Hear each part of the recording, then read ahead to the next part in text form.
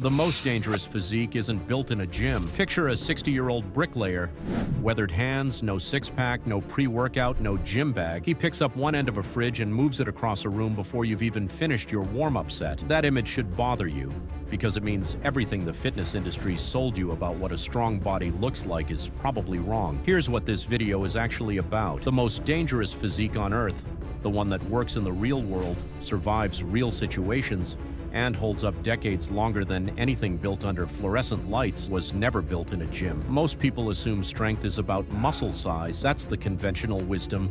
And it's not completely wrong, but it's missing the most important parts of the picture. What I'm going to walk you through today is the real biology behind what makes a body genuinely dangerous. And there's one thing near the end of this list that almost nobody talks about. Something you can measure in about 3 seconds that predicts how long you'll actually live better than your blood pressure. We'll get there. Let's start with something that sounds like a myth, but is completely backed by neuroscience. You've probably seen an older guy, construction worker, farmer, fisherman, do something physically impressive that a younger, bigger guy couldn't match. And the instinct is to write it off as a fluke, but it's not a fluke. It's a neurological advantage built over decades of real work. When you do loaded, repetitive movement day after day for years, your nervous system learns to fire more motor units at once. More motor units firing simultaneously means more force output, even if the muscle itself isn't that big. That's why the bricklayer moves the fridge. His nervous system has been trained by reality, not by a program. The gym builds muscle. Decades of actual physical work build neural drive, and neural drive is what makes strength explosive and immediate, not just theoretical. And here's the flip side of that, because there's a clock running on all of us, and most people don't realize it started already. After age 30, adults begin losing muscle mass at a rate of approximately 3 to 5% per decade. That's the part everyone's heard, but the part nobody talks about is what happens to people who kept working, who farmed, fished, built things, through their 50s and 60s. Muscle strength actually declines 2 to 3 times faster than muscle mass, and a big reason for that is aging also impairs the neuromuscular system,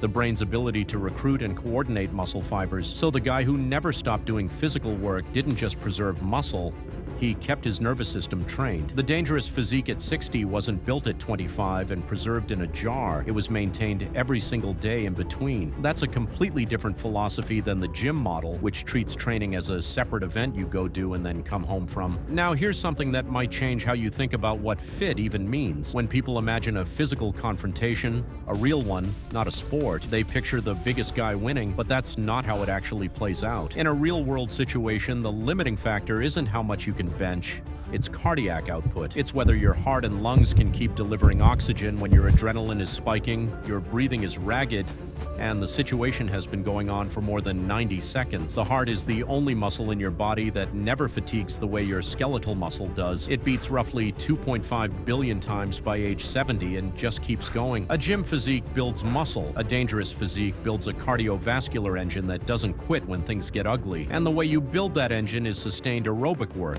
not shortcuts. There are products marketed on the idea that 10 minutes of vibration training equals an hour of cardio, and research shows that's not even close to true. The oxygen demand from vibration platforms tops out well below what maximal real exercise demands. The dangerous body is built on sustained metabolic effort. There's no workaround. And aerobic capacity does something else that almost nobody in the fitness space talks about, something that goes beyond the physical. Aerobic exercise triggers autophagy, which is basically your body's cellular cleanup process. It removes damaged proteins that are linked to neurodegenerative disease, so the person who's been doing real cardiovascular work for decades isn't just physically capable, they're cognitively sharper under stress. The dangerous physique includes the brain. It always has. We're about halfway through, and I still haven't gotten to the thing that predicts how long you live. Keep watching. Let's talk about how a dangerous physique recovers, because this one surprises people. Working-class strongmen, laborers, climbers, mechanics have been eating watermelon after hard physical work for a long time, and it turns out there's real biology behind it. The citrulline in watermelon boosts nitric oxide synthesis and glucose transport in skeletal muscle, which reduces soreness and speeds up recovery heart rate even 24 hours after effort. Natural food intelligence like that, eating what grows rather than what's manufactured, is how the most capable bodies in history fueled themselves. The dangerous physique isn't built on supplements. It's built on what the earth actually produces. Here's another one that goes against what gym culture teaches. Before a big lift or a hard session, the standard advice is to stretch.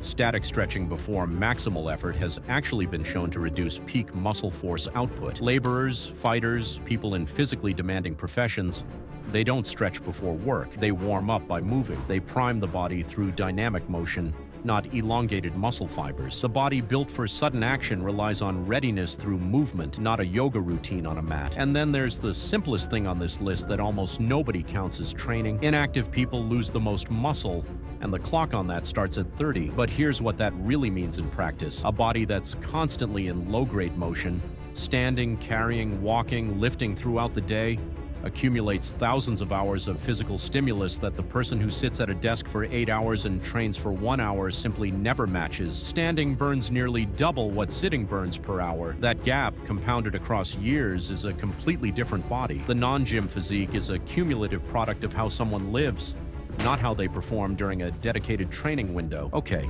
here it is. The one I said I'd come back to. Grip strength is a stronger predictor of all-cause and cardiovascular mortality than systolic blood pressure.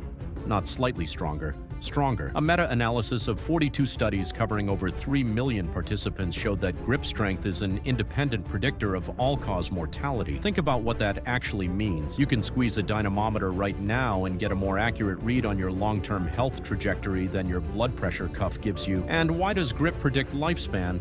Because grip reflects total body neural recruitment. A farmer carrying hay bales, a mechanic turning wrenches, a climber hanging off rock.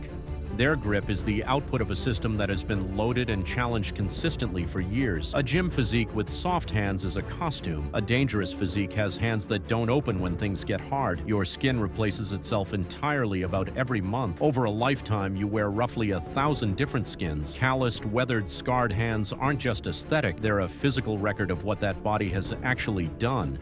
They're evidence. The dangerous physique carries its history on the outside. So here's where we landed.